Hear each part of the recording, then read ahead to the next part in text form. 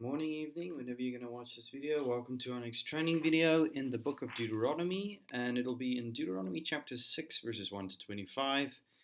This, of course, is a very important passage in Deuteronomy, so take your time reading this one, studying it, praying over it before we get into the rest of this video.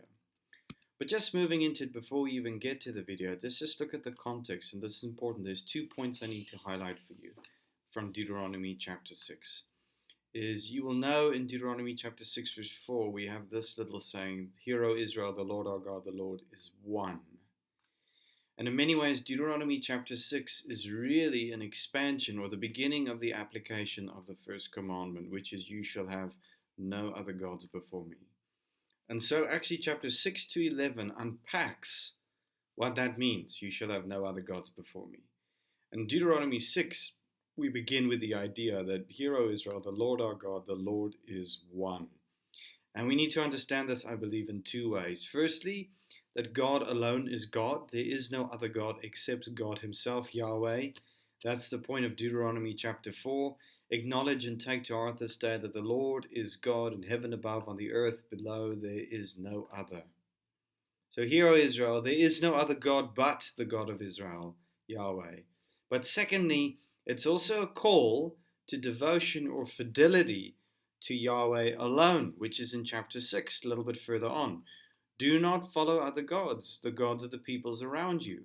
For the Lord your God, who is among you, is a jealous God. He desires our sole fidelity."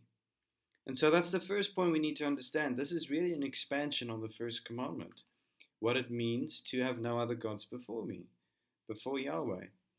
But also the context is it's the first time in the Bible God says to his people, "Love me," which is the next verse, of course, verse number 5, which is, "Love the Lord your God with all your heart and with all your soul and with all your strength." You can watch the video of the Bible Project on that, but it's just worthwhile contextually to highlight that the reason we're called to love God, to be solely devoted to him in this passionate affection, is because he first loved us.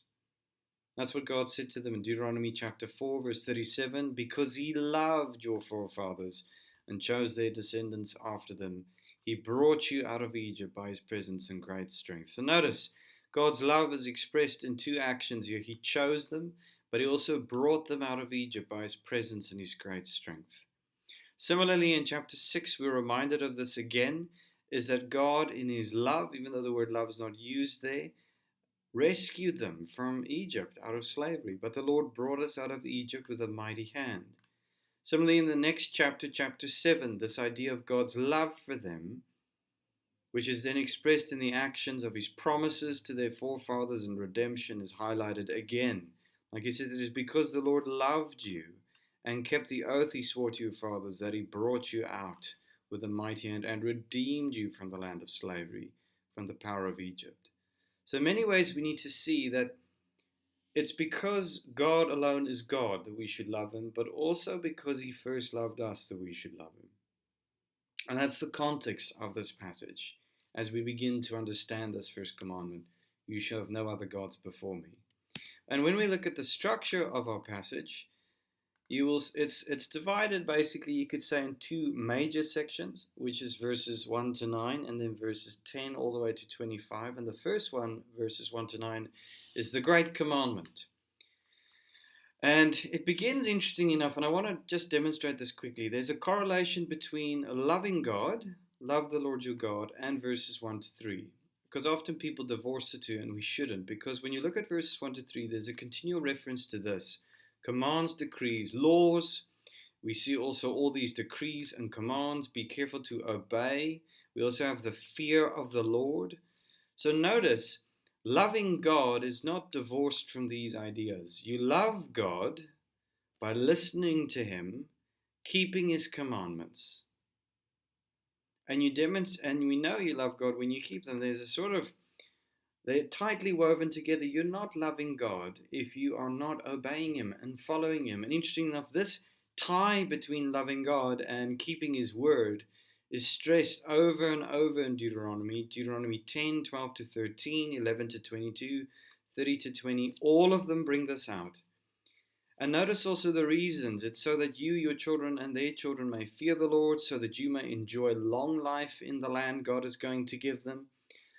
So there's a sense, if you want to abide in God's presence, be in His land, this new Eden, this promised land, then it's going to be in a relationship of love. And that love is expressed, shown in the actions of fearing God, keeping His decrees, obeying Him.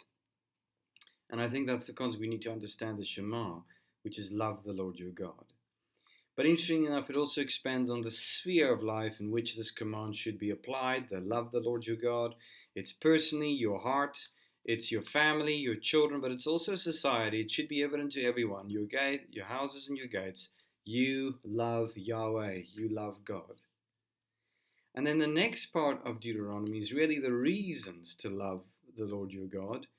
And we've already touched on some of them, but it brings out some interesting points. Verses 10 to 12, God reminds them of the gift of the land when the Lord your God brings you into the land He swore to your fathers.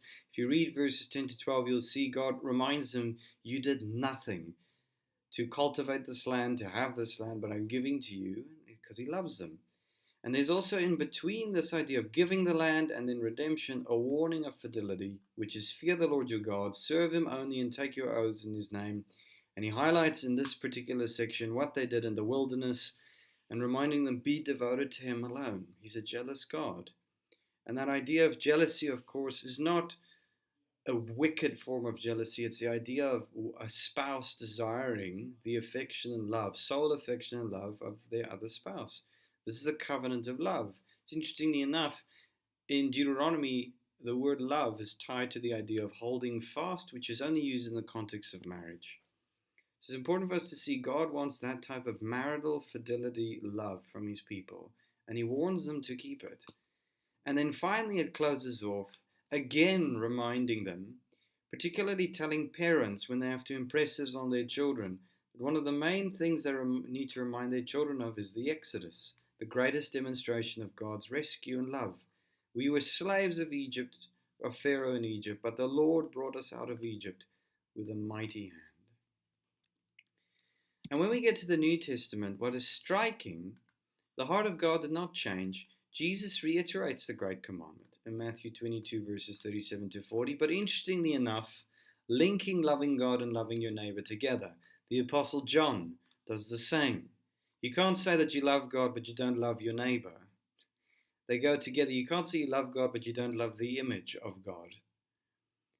And then when we read in the New Testament, we discover that just like Israel in many ways, there were churches, like the church of Ephesus in Revelation 2, verse 1 to 7, which was failing to love God and love your neighbor. As Jesus said, you have forgotten your first love. But the remedy, the cure, the good news of keeping this great commandment, loving God, loving your neighbor, is merely this. And that's what Jesus calls the church in Ephesus to remember. And particularly, I believe, when you read the book of Revelation, when you look at the letters of John, when you look at the whole context of the New Testament, it's really this. It's to remember the greater demonstration of God's love, or the greatest, actually. It's the cross of Jesus. But also to remember everything we have in Jesus, which is a new heavens and a new earth, a promised land to come. And so in many ways we can see that as the New Testament people of God, we've got so much more than Israel does. We have the greatest exodus of all, the propitiation of our sins in Jesus. And if we know that, if we remember that, if we believe that, as the Apostle John would put us, then our natural response would be to love God and to love your neighbor as yourself. That, I would say, in a nutshell, is what Deuteronomy 6 is about.